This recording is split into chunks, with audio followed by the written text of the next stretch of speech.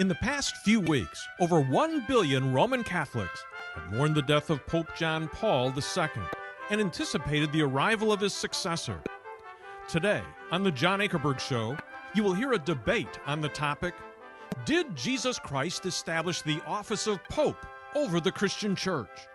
My guests who will debate this question are Father Mitchell Pacwa, a Jesuit professor and an ordained Roman Catholic priest, and the late Dr. Walter Martin, a Protestant scholar. The Pope's infallibility does not mean is that the Pope is right all the time.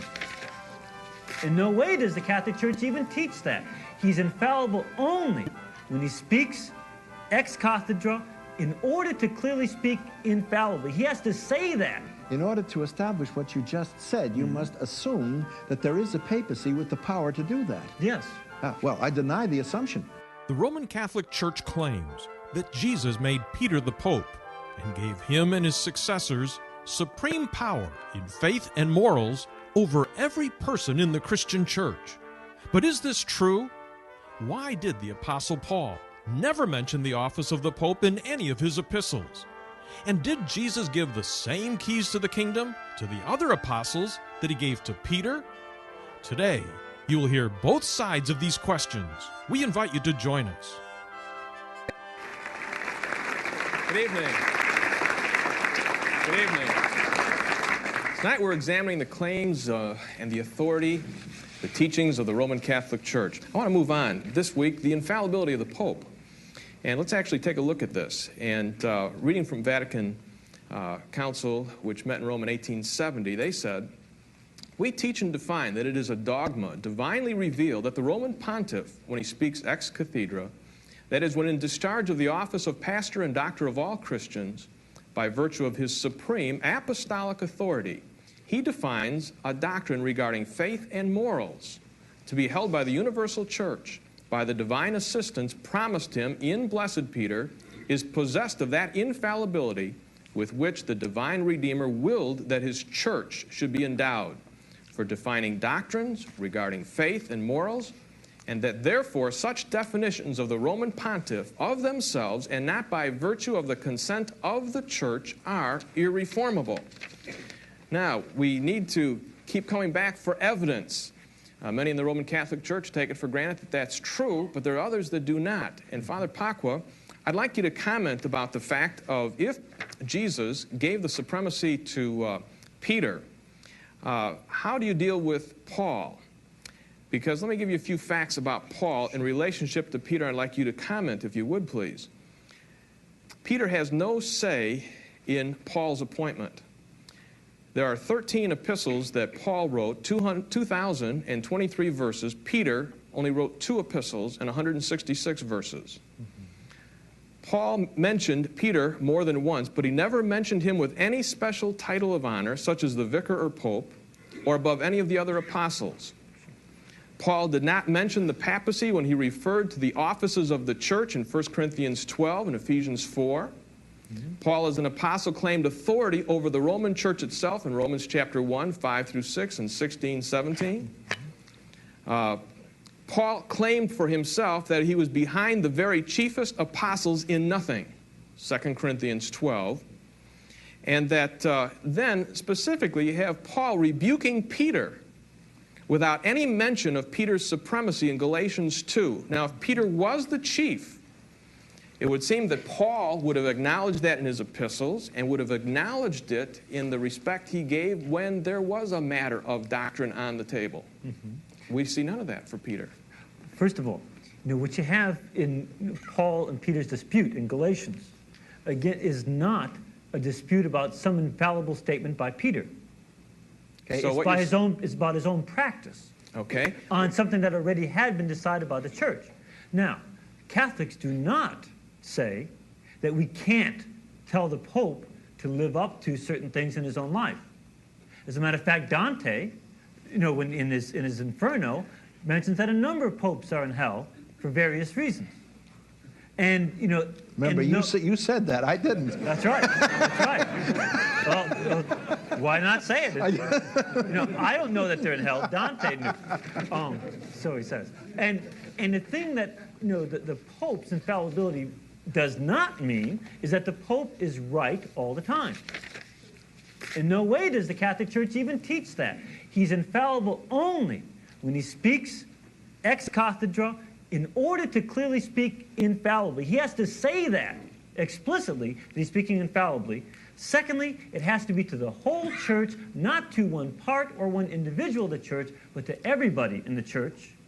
And thirdly, it has to be on the issue of faith and morals. He cannot infallibly say that the stock market will rise. You have continued to tell me about the fact of what he speaks. When I'm saying the word supreme seems to also mean more than just what he speaks. There ought to be the respect, there ought to be the dignity, the honor, the mention of the fact of his office by all the other apostles. And we see none of that. It's silent, dead silence in the New Testament. Go ahead. Well, I don't think that it is not dead silent. Okay, again, even Would you Paul, show me where it is? Paul does not call him Simon Bar-Jonah, does he? What does he call him? Peter. Cephas. Peter. Cephas or Peter. And is that... Which is a title given him, which is rock, not his given name. And he doesn't refer to him as Simon ever, but always calls him by Cephas. And even in Corinthians, what he's dealing with is a specific problem of people having been divisive on account of Peter. And later on, in the next generation, about 35 years later, you're going to see, well, actually more than that from Corinthians, about 45 years later, we'll see that it'll be the Bishop of Rome, St. Clement I, who's the second after Peter and Paul, who will be correcting the same church because of division. They never learned. And so it's the Bishop of Rome that takes that authority in 95 AD, before the New Testament is finished being written. And he's the one that tells them, he sends legates over there to Corinth and says, you Corinthians, get united with your priests again. And he orders his legates not to come back home until they're united. So he takes that authority in the very next generation as the role of Peter to bring unity to the church.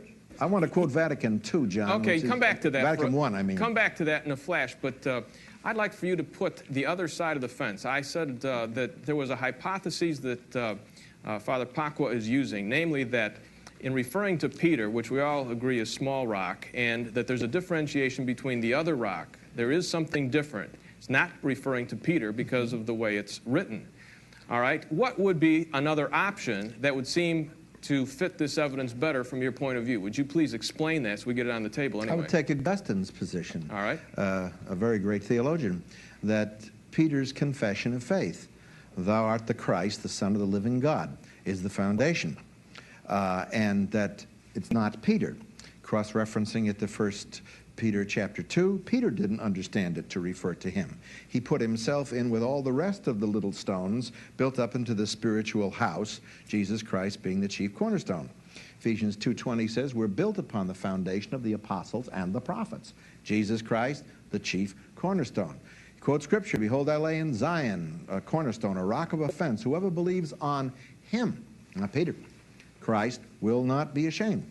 That Peter was a moving force, a chief apostle in the church. There's no doubt whatsoever that his writings were authoritative and they were accepted as such.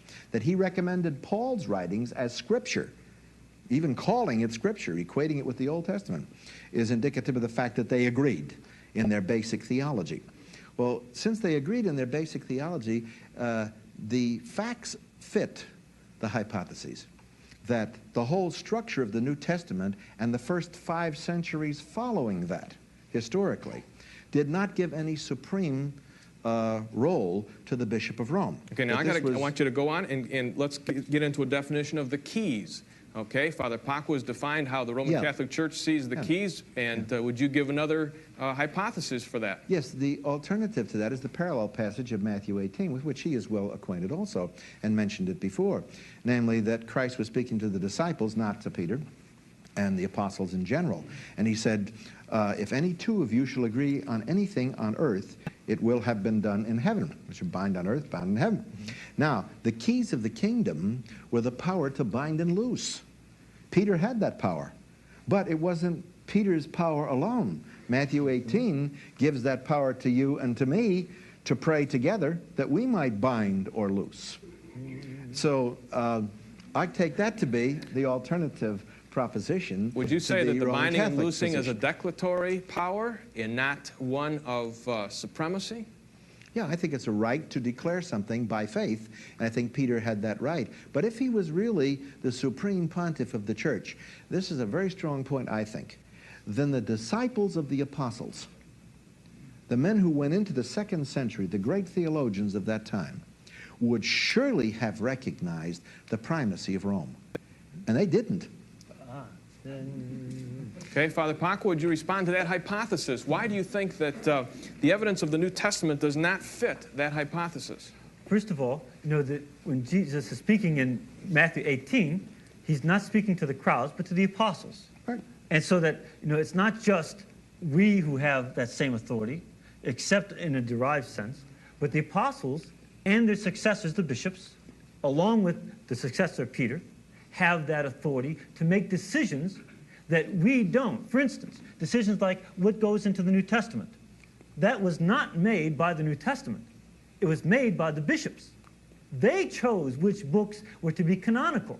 The lay people didn't do it, except in that secondary sense. The bishops were the ones who were the traditores, that is, the ones who carried on the tradition as to which books derived from Paul, Peter, James, and the others.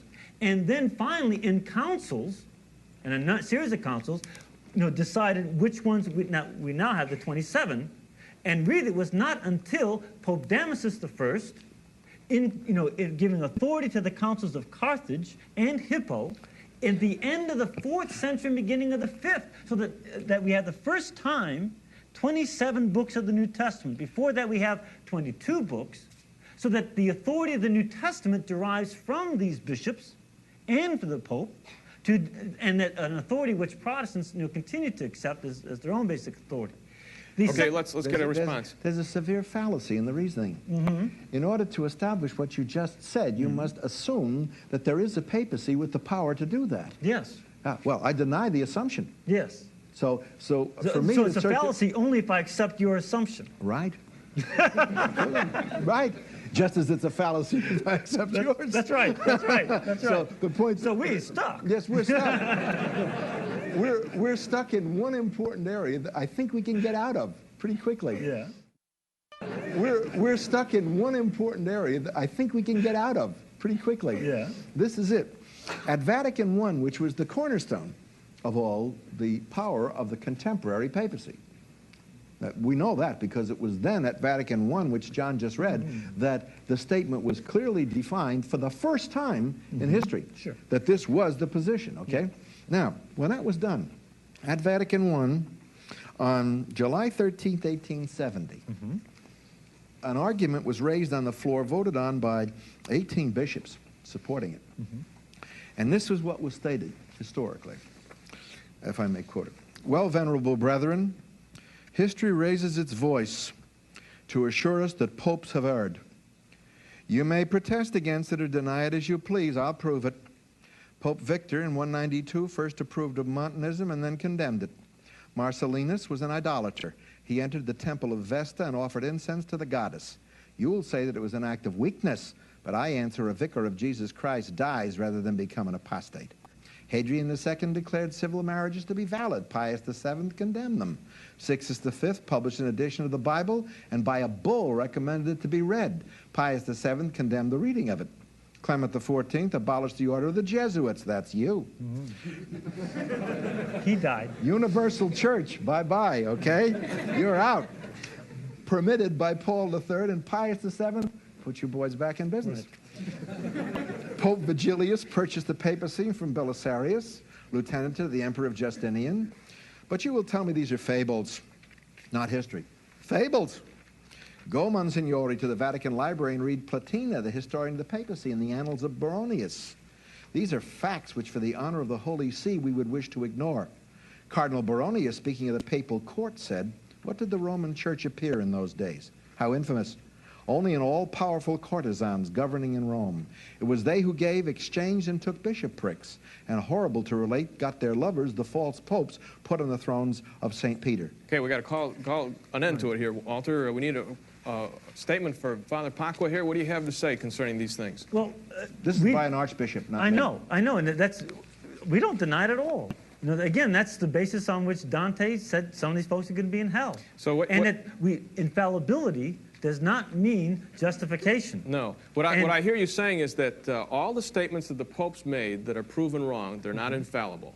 Right. And also you're They don't saying, meet the 3 criteria for infallibility. Yeah, and the fact is that in spite of the fact that Peter is supposed to be supreme, not just in the fact of what he said, but supposedly recognized as such, the head of the church, the leader. When he speaks, they ought to be some respect and listening, okay?